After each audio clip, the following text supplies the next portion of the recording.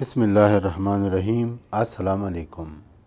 Communication وہ art ہے جو ہماری زندگی سے منسلک تمام شعبات میں کامیابی یا بہتر نتائج کا ضامن ہوتا ہے۔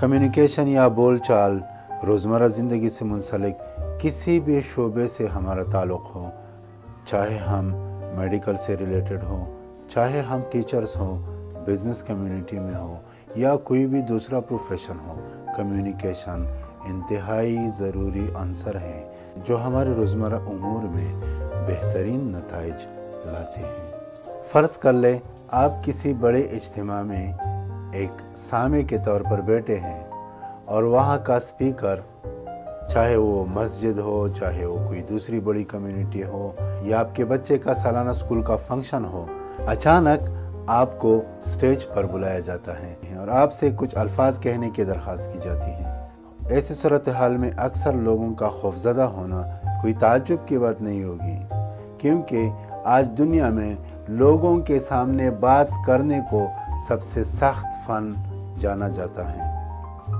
یہ تو ہم سب جانتے ہیں کہ ایک ڈاکٹر کے کچھ اچھے الفاظ اس کے پورے پیکٹ بھرے میڈیسن سے زیادہ تاثیر رکھتے ہیں۔ اسی طرح جو خوف کا حالت ہم بڑے عمر میں بھی محسوس کرتے ہیں، یعنی بڑے عمر کی حالت میں بھی ہم کسی سٹیج پر بات کرنے سے خوفزدہ ہو جاتے ہیں، یہ خوف ہمارے گھریلو ماحول سے شروع ہو جاتا ہے۔ اور اس خوف کے پیچھے یاد رکھیے کہ پیرنٹس یا ہمارے معاشرے یا ہمارے سماجی سسٹم کا بہت زیادہ عمل دخل ہوتا ہے۔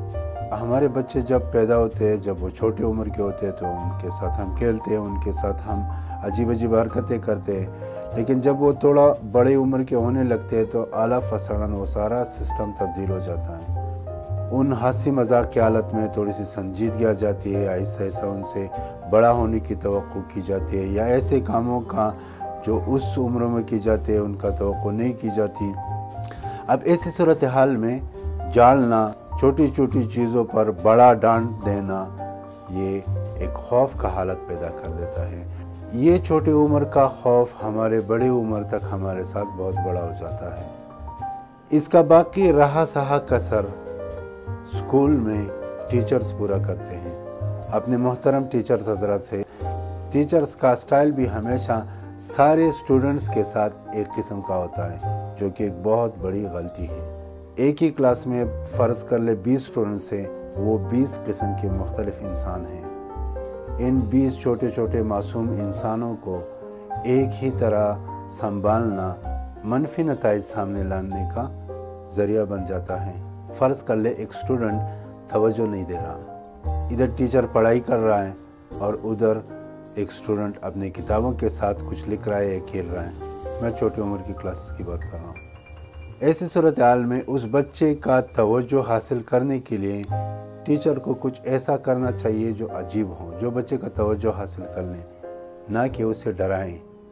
اگر اس کی وہ توجہ زبردستی حاصل کی جائے تو لیکچر کے اینڈ تک بچہ اپنے انتقام پر ہی سوچتا رہے گا، یا اپنی بے عزتی کے بارے میں سوچتا رہے گا، یا اپنے انسلٹ کے بارے میں سوچتا رہے گا، نہ کہ آپ کے کورس یا آپ کی پڑھائی کی طرف۔